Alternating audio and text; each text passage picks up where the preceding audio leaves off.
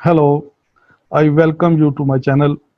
Today I will discuss a different aspect of Derrida's deconstruction. Today's question is deconstruction impossible? In this video, I will discuss whether deconstruction is possible or impossible, why Derrida disowns deconstruction, how Derrida defines deconstruction, is deconstruction a method, what is the relation between deconstruction and text, is deconstruction a process? Is deconstruction a strategy? Should there be a conclusion? First, I would like to quote Derrida from his famous book of Grammatology. In Of Grammatology, Derrida identified a Western metaphysics that privileged a sense of presence, a sense of immediacy, sameness, and proximity, and constructed oppositions based on that evaluation. So, in this quote, we see Derrida identifying phonocentrism and logocentrism as the basis of Western metaphysics or philosophy. For Derrida to deconstruct ethnocentric dualisms, voice, writing, intelligible, sensible, concept, metaphor, and so forth, was to identify metaphysics' tendency to favor presence and expose how this valorization relied on the existence of a subjugated opposite. Again, the approach is phonocentric, logocentric, and Derrida talks of the hierarchies on which the Western philosophy stands. And he here talks of the oppressed other against the self. That deconstruction actually recovers other from the clutches of the self, or deconstruction recovers margin from the center. So Derrida is then a philosopher of others, margins, and periphery. Deconstruction loses nothing from admitting that it is impossible. Here we can deconstruct the word Derrida using one of his strategies in which he used to put brackets around the words or parts of the words in order to highlight the conflicting possibilities within those words. Now, the very word impossible carries within itself two opposite possibilities. One is im and the other is possible. So it means the possibility exists within the word impossible. So deconstruction is possible within certain conditions, and it is impossible if we take it as a general or as an abstract term. Derrida disowns deconstruction. Interestingly, Derrida himself did not approve of the term deconstruction. He did not like it, but he knew that he would be remembered by this term. As he says, I have never claimed to identify myself with what may be designated by this name. It has always seemed strange to me. It has always left me cold. Moreover, I have never stopped having doubts about the very identity of what is referred to by such a nickname. So he was aware of what deconstruction meant to other people, that deconstruction has become even a kind of nickname for Derrida. How Derrida defines deconstruction? He says, what is deconstruction? Nothing, of course. Again, we can use Derrida's strategy to Derrida's words and phrases. Nothing. We can put two brackets first around no, then thing becomes important. Then against, then around thing and no becomes important. So it is both a thing and nothing. And of course, we can put hyphen there, and then we can put this slash between of and of as well. That deconstruction is of course and deconstruction is of course. Derrida says deconstruction does not consist in a set of theorems, axioms, tools, rules, techniques, methods. There is no deconstruction. Deconstruction has no specific object. So, this is one of the most important quotes regarding deconstruction, that deconstruction is not the name of a particular theorem, axiom, tool, rule, technique, methodology, or even a theory, because it does not come into existence with or prior to its interaction with its object. Is deconstruction a method? Derrida says deconstruction is neither an analysis nor a critique. I would say the same about method. Deconstruction is not a method and cannot be transformed into one. It must also be made clear that deconstruction is not even an act or an operation. So, what does Derrida mean here when he says that deconstruction is not a method? Method is something that is ready made. Method is a kind of tool that we already have in our hands to deconstruct something, you may say. But deconstruction is something that does not pre exist, that is nowhere. It comes into existence only when we apply it. Before its application, deconstruction does not exist. Why? Because every text demands a different kind of approach, that every text encodes different kinds of cultural, ideological assumptions, basis, and centers, and all these things they require different kinds of tools to demystify them. This is very important. According to Derrida, a text is not a text unless it hides from the first comer, from the first glance, the law of its composition and the rules of its game.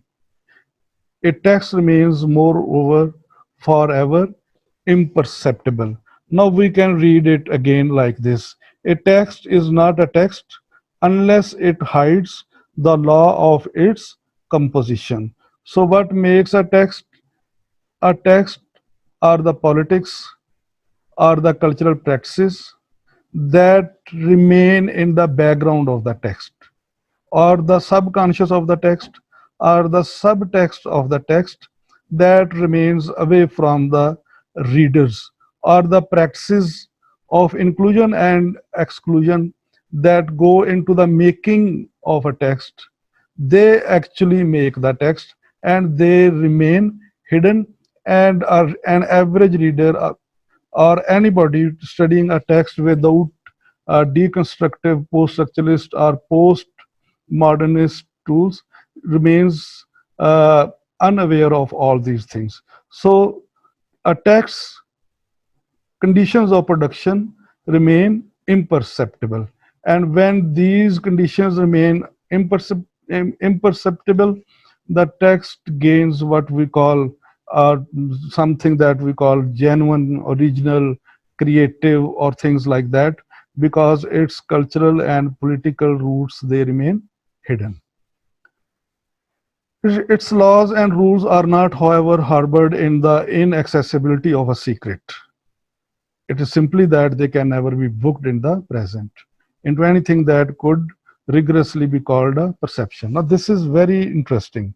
Let's read it again. Its laws and rules are not a secret.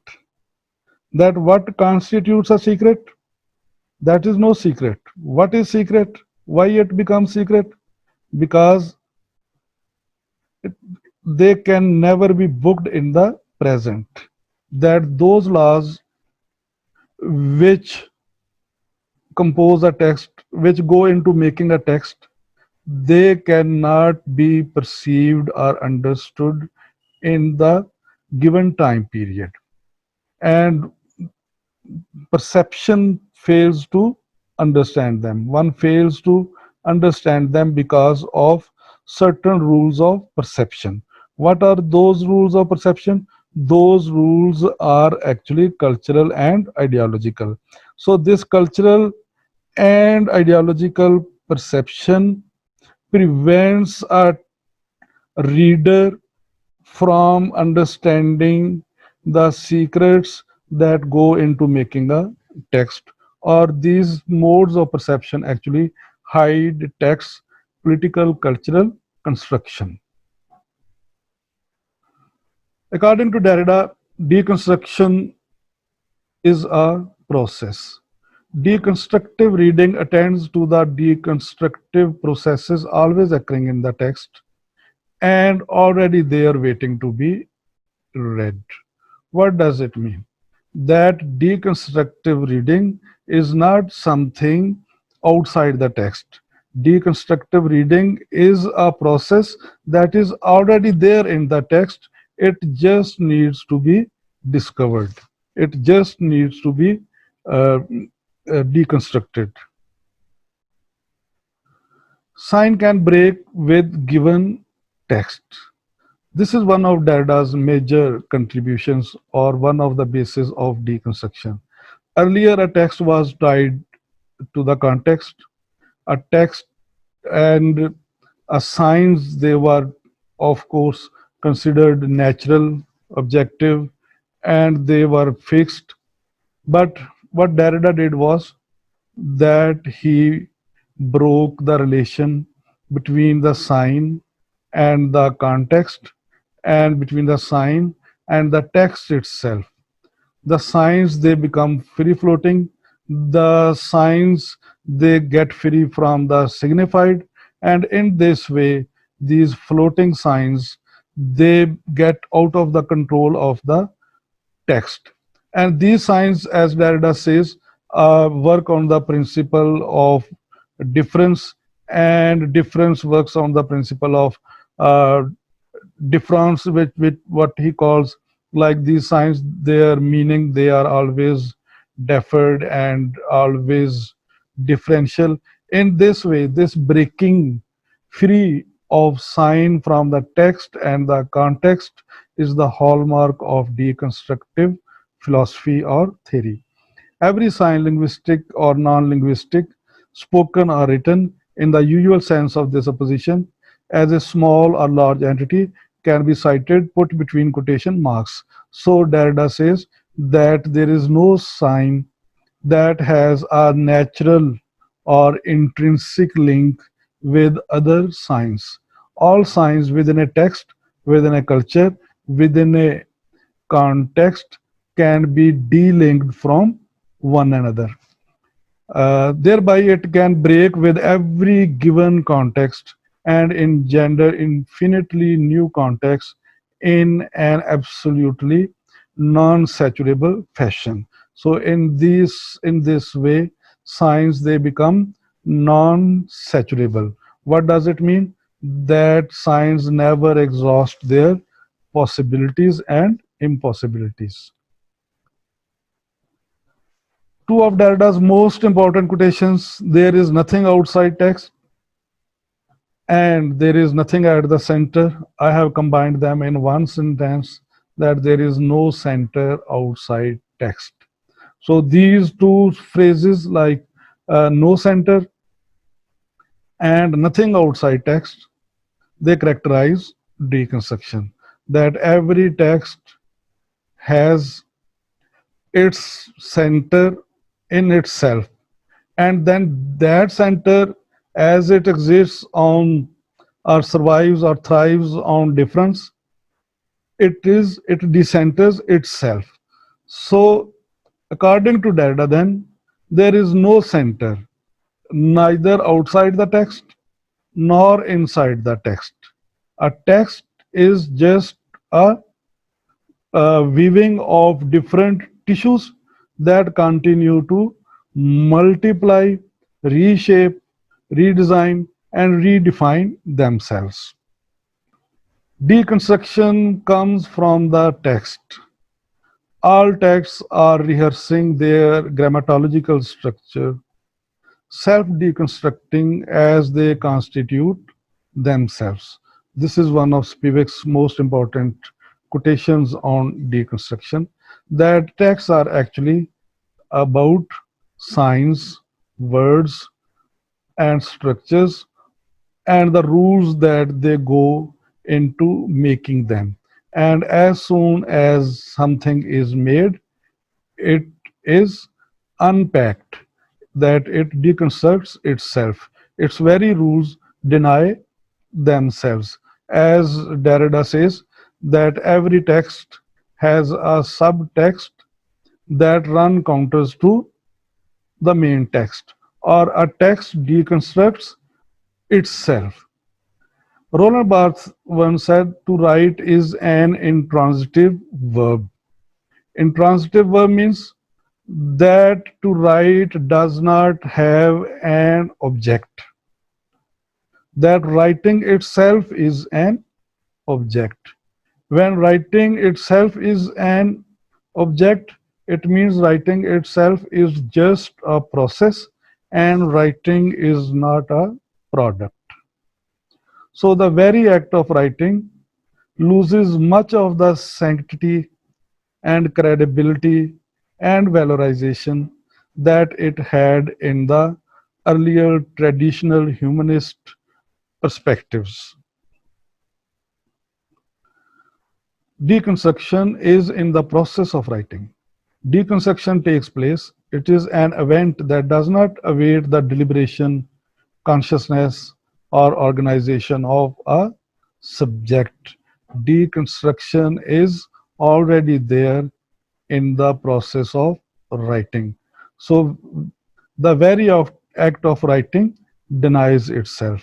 The very affirmation of any truth actually results negation of it. Every affirmation, according to Derrida, is negation,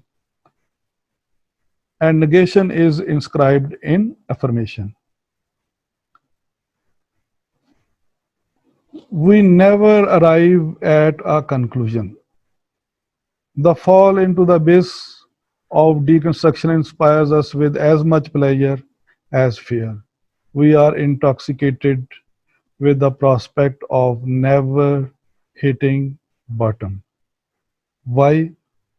Because according to Derrida, signs break free from the text. They have independent and uncontrollable existence. They keep moving, they keep coming out of the text, coming inside the text, things like that. And other thing, what kept a sign intact was the logocentric approach, was the logos. Now that logos has been replaced by difference. Now this difference keeps the text and the signs on move. And now as the text and the signs that it contains are always on the move, there can never be a closure, there can never be a conclusion. So deconstruction or deconstructive practices, they never arrive at a conclusion, they always remain inconclusive. We cannot arrive at conclusive judgment or decision or some definite viewpoint while deconstructing some object. Why literature designates what it is not. Let's begin again. To take some examples, why should literature still designate that which already breaks away from literature, away from what has always been conceived and signified under that name, or that which not merely escaping literature implacably destroys it. So here, according to Derrida, this is one of his complex statements, and we all know that Derrida is, of course, very complex and does not make an easy reading. So here he perhaps is trying to say that text actually designates all the facts, all the ideologies, and all the cultures that make into its making, and literature just does not designate them. We should also include all these as part of literature. Deconstruction is a strategic device. I tried to work out what was in no way meant to be a system, but rather a sort of strategic device, opening onto its own abyss and enclosed, as Derrida believes, that deconstruction is not predetermined or deconstruction is not based on predefined rules, customs, or other things like this. It remains a strategic device, that it remains just a strategy without any predefined operational tools, that it is an ongoing process actually, that can never be controlled, that can never be contained in some form. It just remains an interpreting strategy that keeps on changing and defining itself according to its application. Now, how can we apply deconstruction, or how can we locate the moments where deconstruction operates or works? To disclose the undecidable moment, if we want to deconstruct a text, the strategy that we can use is to disclose the undecidable moment, to pry it loose with the positive lever of the signifier, that we should try to find out the signifiers in that indecidable moment, to reverse the resident hierarchy only to displace it, to dismantle in order to reconstitute what is already inscribed. So, according to Derrida, or what according to Spivak, that if we want to use deconstruction as a strategy, the first thing that we need to do is to identify hierarchy. And from that hierarchy, the next step is to catch the periphery, to locate the promising marginal text, that is, to write off in and at the margins, seizing on precisely those unregarded details, casual metaphors, footnotes, incidental turns of arguments, which are always and necessarily passed over by interpreters of a more orthodox persuasion. In simple words, deconstruction catches the text at its unguarded moments, those moments which are ignored by culturally driven readers and critics. Pointing out aporia, to disclose the undecidable moment, to pry to loose with the positive lever of the signifier, that is to expose the practice of double coding, reversing the hierarchies, to reverse the resident hierarchy only to displace it, that is to expose and challenge binary opposites in the text, to expose the unacknowledged, taken for granted power hierarchies within the text, to reverse them, and finally to pull them apart.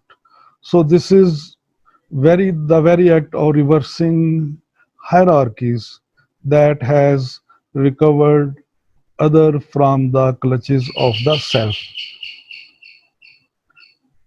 That is why we have postmodernism, postcolonialism, feminism, and other theories. Deconstruction is antithesis of criticism. I always dream of pen that would be a syringe. So in traditional criticism, writing is a matter of pen. In deconstruction, the pen becomes a syringe that pricks. Deconstruction is the active antithesis of everything that criticism ought to be if one accepts its traditional values and concepts. In short, deconstruction rejects all the premises of the traditional humanist literary criticism.